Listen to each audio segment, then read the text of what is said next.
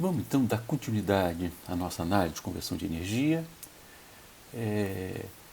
Lembrando que na aula passada a gente definiu energia e coenergia armazenada no campo de acoplamento. Vimos que a energia armazenada está concentrada no entreferro. E na aula de hoje vamos determinar uma expressão para força eletromagnética. Vamos fazer isso para o movimento de translação, no caso geral, ou seja, supondo não linearidade entre a curva B e H.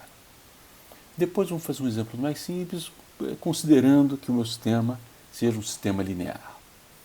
Então nós vamos começar pegando aquele mesmo conversor, um conversor com uma única excitação e em translação. Eu quero calcular qual é a força eletromagnética atuando na parte móvel desse meu conversor e eu vou mostrar que essa força eletromagnética vai tender a diminuir a energia armazenada no entreferro, ou seja, vai fazer uma força para diminuir o entreferro X. Como é que eu vou calcular essa força? Eu vou primeiro fazer uma análise gráfica.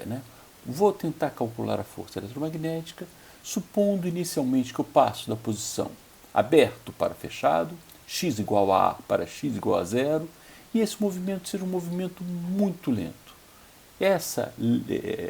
Esse movimento lento faz com que eu possa supor que a minha corrente na bobina permaneça inalterada.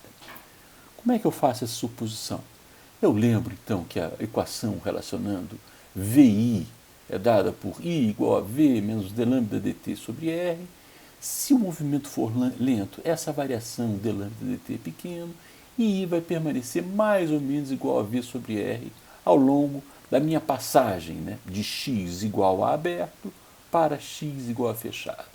Note que, como vimos na aula passada, a relação entre x aberto, entre lambda e I, é uma relação praticamente linear, e quando ele está fechado, eu tenho uma relação não linear, porque o grosso do material ferromagnético, portanto, o material que satura.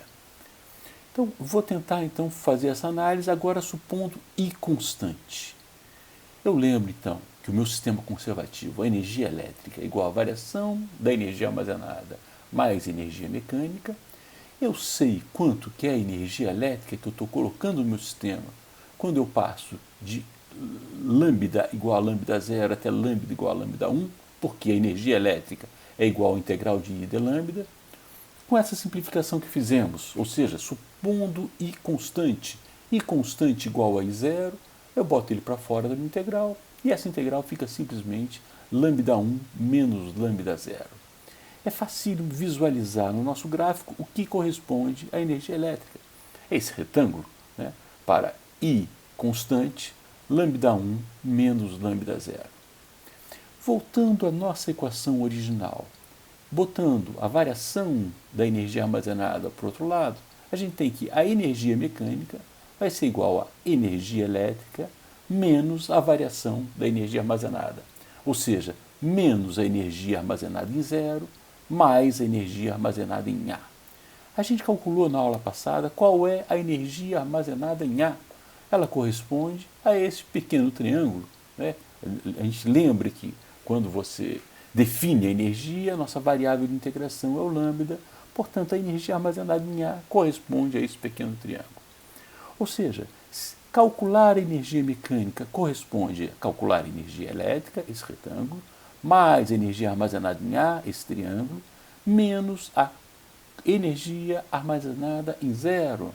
Ora, se eu faço isso, tirar a energia armazenada em zero, que corresponde a um triângulo meio torto ali, vai me dar que a energia mecânica corresponde a esta área aqui. E o que é essa área? Ora, é nada mais, nada menos que a coenergia em zero menos a coenergia em A, ou seja, a variação da coenergia. Se eu sei, então, quanto que vale a minha energia mecânica nesse movimento, para calcular a força, o que eu preciso é pegar o valor da energia mecânica e dividir pela variação da posição x.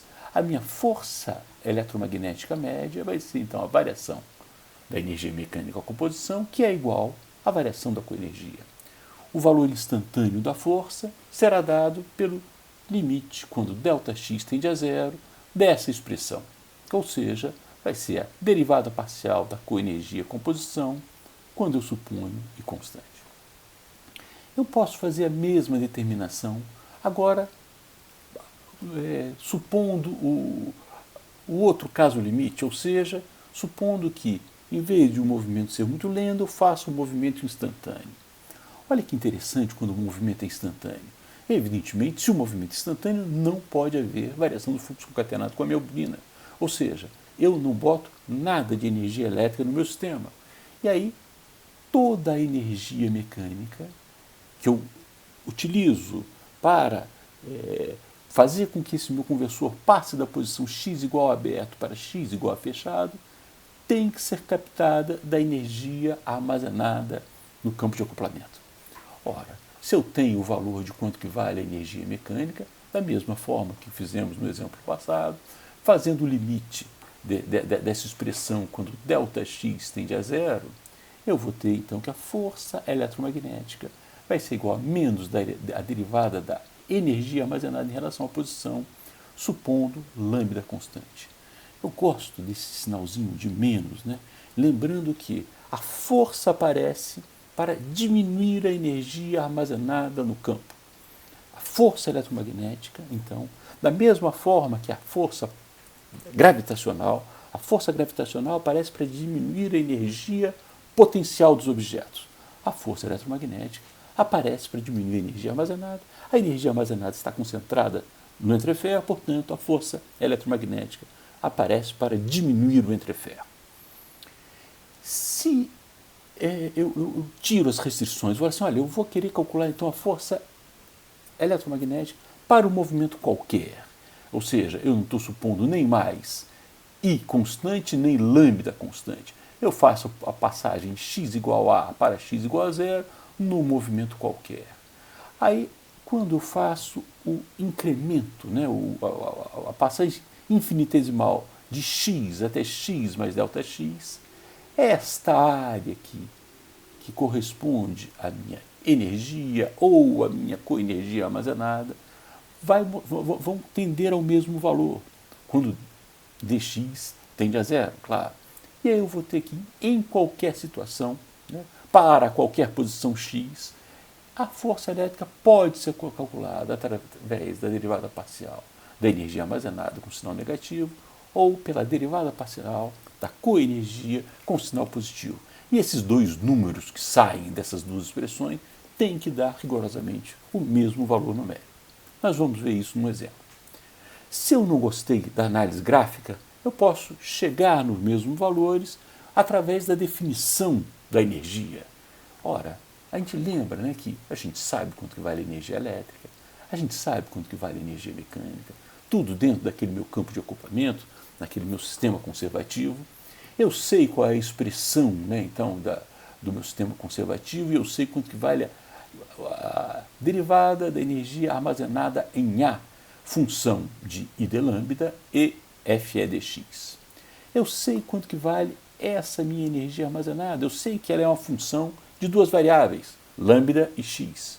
Portanto, se eu faço a derivada parcial dessa minha função de duas variáveis, eu vou ter uma expressão com essa cara. Eu, juntando os coeficientes, né, que estão definidos aqui, eu vejo que o que multiplica dx é Fe, eu tenho um sinalzinho negativo, portanto, Fe vai ser igual a menos a derivada parcial da energia armazenada com a posição supondo lambda constante. Posso fazer a mesma análise supondo agora a coenergia ou a definição da coenergia, voltando então, lembrando que a gente definiu coenergia simplesmente por uma mudança de variáveis, né? A minha coenergia é uma função de I e X. A derivada parcial, ou a derivada dessa minha função de duas variáveis, ela vai ser dada por essa expressão. E aí, se eu junto de novo os meus coeficientes, a gente observa que a força elétrica, se eu igualo, né, esse coeficiente com esse, vai ser igual à derivada parcial da coenergia em relação à posição x. Vamos fazer um exemplo, né? Vamos calcular quanto que vale essa força, porque a gente vai ver como é muito simples, né? A gente chegar a um número definindo a força eletromagnética eu vou fazer uma suposição de linearidade entre fluxo e corrente. Tá? Se eu suponho a linearidade entre fluxo e corrente, o coeficiente que vai relacionar o fluxo concatenado com a corrente é o coeficiente de indutância. Observe que nessa suposição eu vou ter diversos coeficientes, né? Entre x igual a A e x igual a zero, diversas retas, né? Com inclinações diferentes, e essa inclinação será, evidentemente, o valor da indutância para cada posição x. Como é que eu calculo a força? Bom, primeiro eu calculo a coenergia. Agora eu sei que a coenergia é lambda di, é claro. Portanto, eu sei quanto que vale lambda, que nesse caso é L vezes I. Boto o L para fora, portanto eu tenho que integrar de 0 a I0 I di, que nada mais é que um meio de I ao quadrado. Portanto, eu tenho quanto que vale a minha coenergia. Para calcular a força, eu derivo a coenergia em relação à posição. Portanto, nada mais é que derivar meu coeficiente de indutância em relação à posição. Vamos, então, chegar num exemplo numérico, vamos transformar isso em números.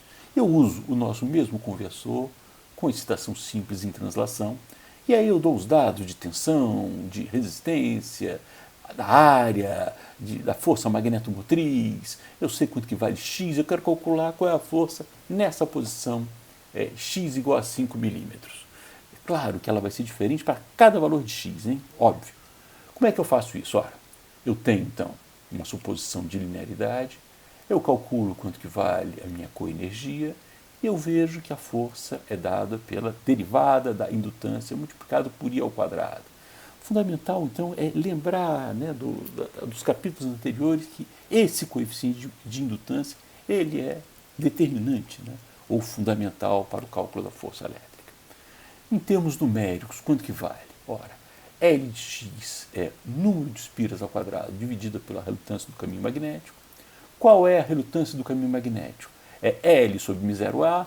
A gente viu que o comprimento do meu entreferro, já que eu tenho um entreferro em cima e um entreferro embaixo, vai ser 2x sobre μ0A. Portanto, L de x vai ser uma função, então eu posso dizer que é uma coisa constante sobre x, e o valor da força eletromagnética vai ser essa derivada de C sobre x, que multiplica 1 meio de I ao quadrado. A derivada de 1 sobre x é menos 1 sobre x2. Substituindo todos os valores que eu tenho nesse exemplo, eu vou ter uma força negativa, né, no sentido de diminuir a posição x, igual, nesse exemplo, a 1,2 newtons. Era isso que eu queria mostrar nessa aula. Muito obrigado pela atenção e até a próxima.